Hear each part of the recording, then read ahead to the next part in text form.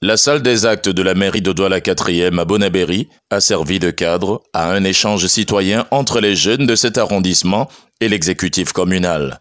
La cohésion sociale et le vivre ensemble qu'elle défie dans un environnement cosmopolite, voilà le thème central qui a conduit les échanges entre les participants, le but étant de dénoncer et de lutter contre les discours de haine qui prospèrent. C'est une réalité qu'on a observée comme la montée en puissance des discours haineux avec pour conséquence le repli identitaire.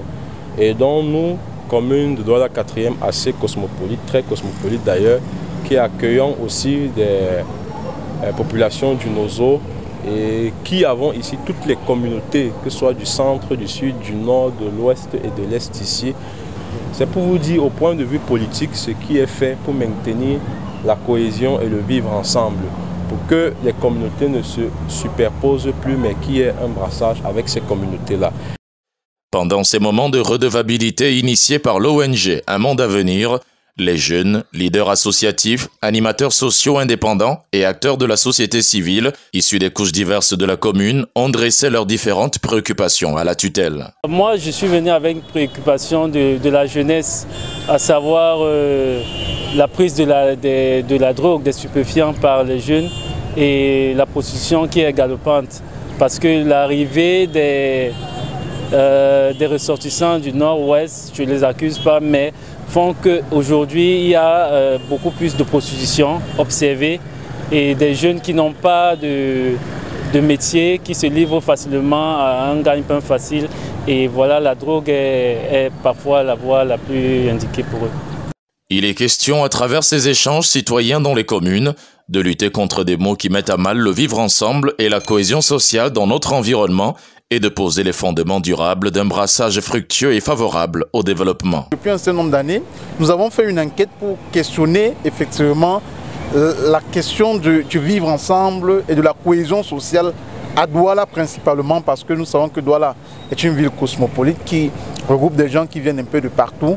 Et donc on a interrogé les citoyens, on a interrogé les populations dans plusieurs communes et le retour que nous avons eu de là, c'est qu'il y a beaucoup d'actes qui sont liés au repli identitaire, qui sont liés au tribalisme, qui sont liés au discours haineux. Et je ne vais pas vous dire que depuis l'élection de 2018, il y a eu une certaine recrudescence et une certaine montée de ces différents actes-là. Ce moment de redevabilité a permis aux jeunes, leaders associatifs et communautaires, de proposer des suggestions en vue d'améliorer leur cadre de vie à Douala-4e, notamment la situation des déplacés du Nozo, souvent livrés à eux-mêmes. Il y a eu une sorte de désespoir au niveau des populations qui ne se reconnaissent plus en les institutions et donc estiment qu'il serait mieux qu'entre elles, qu'elles se reculent et qu'elles construisent une sorte de communauté pour se développer.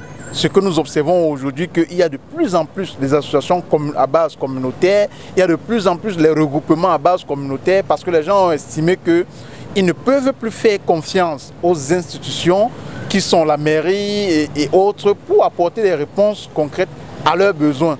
L'exécutif communal a saisi la brèche pour assurer les jeunes des couches défavorisées d'un accompagnement conséquent à travers le financement des projets porteurs pour lutter contre l'oisiveté, le chômage, la prostitution et le grand banditisme qui prolifèrent dans cette commune.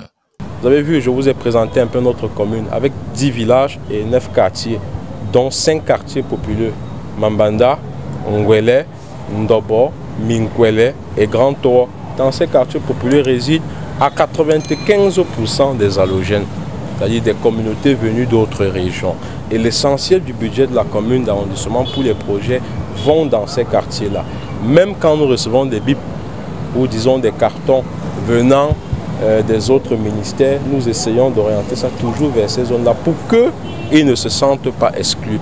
Passé ces échanges, il est temps pour les jeunes que la parole prenne corps et que la matérialisation se fasse pour le bonheur des populations. Nous avons regardé et nous avons dit